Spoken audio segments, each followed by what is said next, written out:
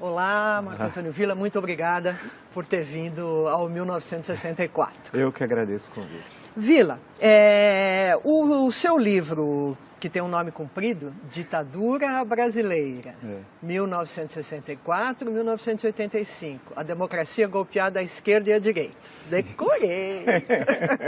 Está criando partido, não está apostando no golpe. Não, criando grupo, mas um partido revolucionário, por forte influência cubana, com base nos soldados, cabos, marinheiros e sargentos das Forças Armadas e com o intuito golpista estatal. E aí a influência nefasta, a Revolução Cubana fez um mal danado à América Latina, ao Brasil em particular, que era desprezar a política e apostar na solução armada, e solução armada não há política. Então você tinha o Brizola, tinha o Jango com sua proposta de golpe, tentou várias vezes, né? Inclusive impondo o Estado, tentando impor o Estado de sítio em 63. Não conseguiu, teve de retirar a medida. Depois tinha sua proposta de golpe. Tinha a Ligas Camponesas e o Movimento Revolucionário Tiradentes, que era seu braço armado, que em 62 foram descobertos, a imprensa toda noticiou, 7 campos de treinamento guerrilheiro do Julião com dinheiro cubano. E sabe o que é dinheiro cubano? Porque caiu um avião, foi aberta a mala diplomática e lá tem as provas dessa ligação. O PCdoB manda em março de 64 o primeiro grupo guerrilheiro treinar na China, né? O PCB também apostava no golpe, na velha tradição de 1935. Isso só para falar, eu citei mais de 10, entre direita e esquerda, aqueles que naquela conjuntura apostavam numa solução de força tal. Por isso que a democracia ela era golpeada à direita e golpeada à esquerda. Claro que haviam aqueles, muito poucos, e que não conseguiram buscar uma saída negociada. Um deles, um célebre deputado federal do PTB, Francisco Santiago Dantas, que buscava uma solução reformista e articulada. Mas ele estava muito doente e acabou falecendo em agosto mesmo de 64. Então nós temos uma conjuntura em que levar ao golpe era a tradição. E 64, imaginava-se, quando você vai à conjuntura, que era uma intervenção cirúrgica de curta duração. Ou seja, você tira o presidente, assume o presidente da Câmara dos Deputados, que era o sucessor legal, o Ranieri Mazzilli, ele governa até a eleição feita pelo Congresso em seguida, 10 dias depois, do Marechal Castelo Branco, que no discurso de posse foi muito claro. Disse, o meu mandato termina a 31 de janeiro de 66, que era quando o mandato era de 5 anos, quando começou o mandato do Jânio, 31 de janeiro de 61, 31 de janeiro de 66, e garantiu as eleições de outubro de 65. E quando nós chegamos a 64, 64 é uma continuidade do positivismo, né? É bom lembrar que a ditadura brasileira estatiza a economia.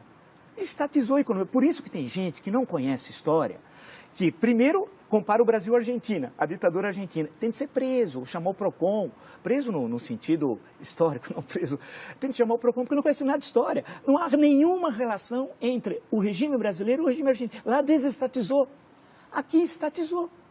Lá acabou com o ensino público do 3º grau, aqui expandiu a universidade pública de 3º grau, aqui modernizou a economia, ampliou, diversificou a economia. Lá a indústria foi duramente, quase que destruída, a indústria argentina. Então, se você for comparar, as bases ideológicas da ditadura brasileira eram uma e da Argentina, por exemplo, eram outras tal. Isso quer dizer que não havia contato entre os governos? Não, havia muito pouco contato. Há uma carta apócrifa, publicada por Jack Anderson no Washington Post, uma carta do Figueiredo, tal, que era apócrifa. Qualquer historiador lê aquilo, até o Figueiredo assina o nome errado, tal.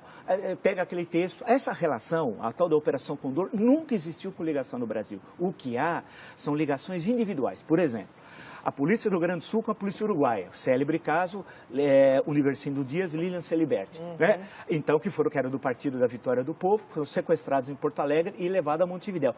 Mas esses casos que ocorrem também logo depois de 76 com o golpe na Argentina e algo depois em 73 no Chile. Mas o que eu insisto muito em destacar é que o período 64, 68, na questão que você colocou, como é possível chamar de ditadura? Ele precisa mudar o dicionário. O conceito de chamar o Bobbio, se fosse possível chamá-lo, e mudar o conceito de ditadura no dicionário de política. Por quê? Nós tivemos em 64, em 68, eleições diretas para governadores em 65, outubro, para 11 estados, porque não era coincidente as eleições, com o quadro partidário anterior.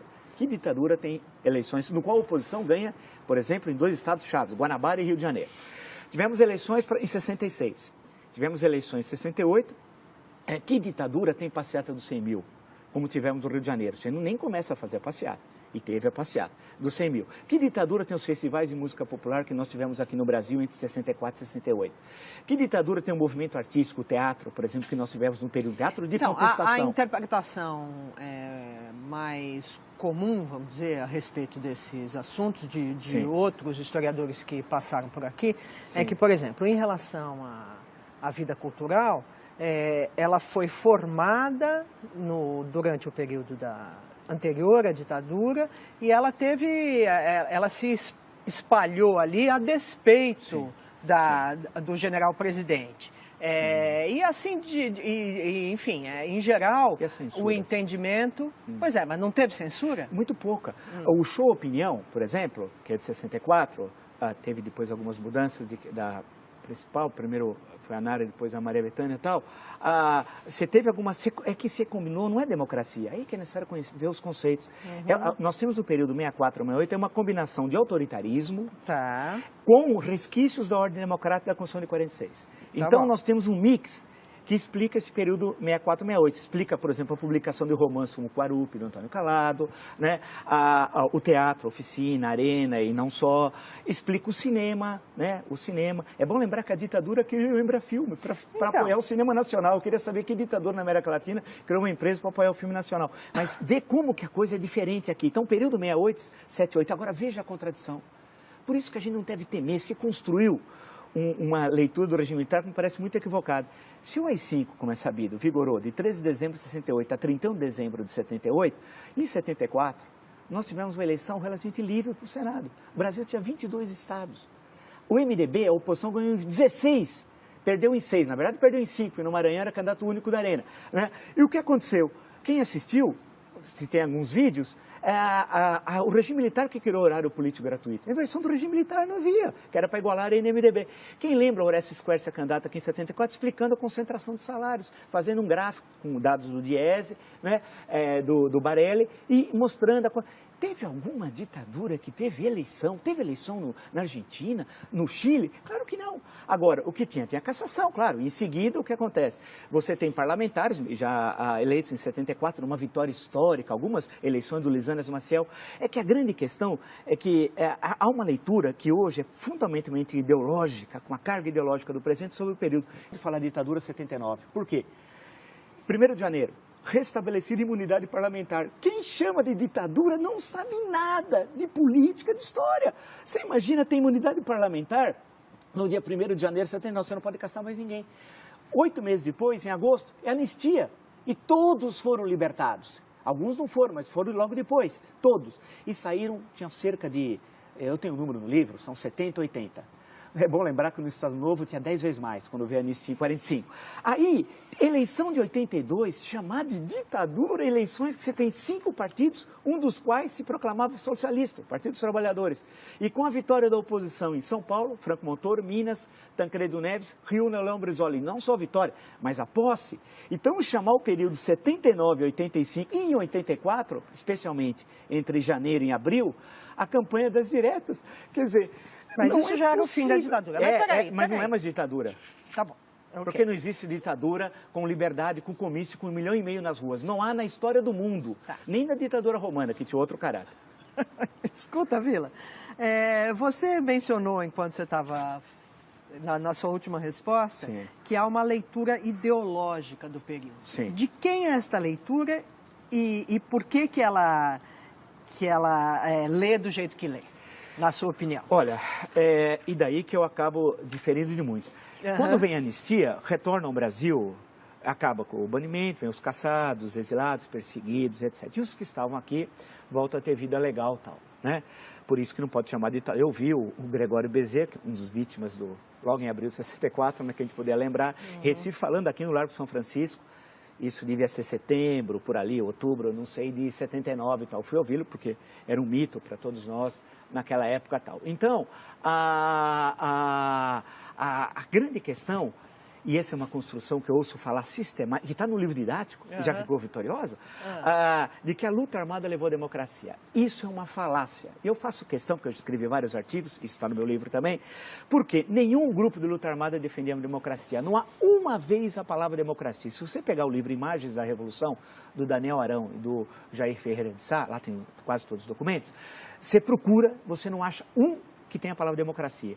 Nenhum documento. Todos queriam ditadura do proletariado. A divergência seria cubana, algumas vezes de viés soviético, parte desses grupos não tinham muita proximidade com a União Soviética, ou chinesa, se nós veríamos então o Brasil com os olhos puxados. Essa era a divergência tal. Democracia nenhum. E todos, a ação que eles tiveram aumentou a repressão. Estimularam ações dos porões e tal. A construção, a luta pela democracia não foi feita por esses que se dizem vencedores. Esses são os derrotados. Os vencedores foram os parlamentares do MDB, que ninguém fala. A luta heróica de vereadores, deputados estaduais, federais, senadores. E eu no meu livro resgato 2 só. Lisanas Maciel, que foi um brilhante deputado federal pelo Rio de Janeiro, e a figura de Paulo Brossard. A coragem desse. Citei 2 como exemplo, que nós tínhamos muitos tal. Quantos não foram? Eu queria alguém ter coragem, em 1970, no interior aqui de São Paulo, abrir um diretório do MDB. O padre na missa ia falar, não se misture com aquele homem perigoso que abriu o diretório do MDB e tal. Então esse é o MDB. O papel da Igreja Católica fundamental, e no caso de São Paulo, a figura épica de Dom Paulo Evaristo Arnes, do movimento estudantil, do movimento sindical, dos intelectuais, jornalistas, artistas, da dona Terezinha Zerbini, que abriu aqui o movimento feminino pela anistia. Todos esses estavam falando em quê? Democracia, respeito ao voto. Os grupos de luta armada desprezaram. Eu faço questão, no meu livro cito, leiam, entram no Google, Mini Manual do Guerrilheiro Urbano, leiam. Aquilo é democracia, aquilo é barbárie, aquilo é barbárie pura, é ensinar como matar as pessoas. Né? Agora, significa que devia ser reprimido o autor Carlos Marighella da forma como morreu aqui na Alemanha Casa Branca? Evidente que não, evidente que não. Porque essa é a jogada. Ao você fazer a crítica à luta armada, esses que estão do lado de cá falam, quer dizer que você é a favor da tortura? Não. Os que veem o mundo assim, sem outros matizes, é que construíram essa versão falaciosa da história. Né? E eu insisto em mostrar que eles não defendiam a democracia. É uma farsa, nenhuma ação. Ao contrário, quando teve a passeata dos 100 mil no Rio, no mesmo dia, aqui em São Paulo teve o atentado ao 2º Exército, onde morre um menino que estava lá prestando serviço militar, que podia ser eu, por exemplo, né, que tivesse, vamos dizer, prestando serviço militar, jogaram um carro-bomba. Ou Orlando Lovec, que foi pegar um visto aqui no consulado americano, na época no Cônjuge Nacional, que era um jovem, queria aprender inglês nos Estados Unidos, está andando, explode uma bomba no consulado, ele perde a perna. Ele passou anos para receber uma indenização de um salário mínimo. E quem colocou a bomba recebe 4 salários mínimos de indenização. Né? Quem matou um menino aqui no 2º Exército recebe indenização. E são vistos hoje como heróis. Não, a luta democrática é que foi heróica. Agora, isso não significa, em momento algum, ter qualquer contemplação com torturador, né, com assassino, com gente que desapareceu. Em hipótese alguma. Esses têm de sofrer esse opróbrio da história. Temos de sempre lembrar essa barbárie aqui do DOPS em São Paulo, vou lembrar a figura do Fleury, o Sealing em Porto Alegre, Davi Razan, Minas Gerais. Quer dizer, nós temos de lembrar como exemplos do mal, né? A mal que nós nunca devemos voltar a ter e defender a democracia e as liberdades. Eu acho que essa é a nossa grande tarefa. E não deixar que o resgate daqueles que lutaram em defesa da democracia seja apropriado por aqueles derrotados, que impulsionaram inclusive a ditadura, porque a cada ato terrorista, maior a repressão, maior a violência, maior a censura. Então, portanto, eu sei que eu remo, usando uma expressão leninista, eu remo contra a corrente, tendo essa outra leitura, porque é mais fácil fazer o discurso do óbvio, mas é o discurso falacioso e que, no fundo, reforça a tradição autoritária brasileira.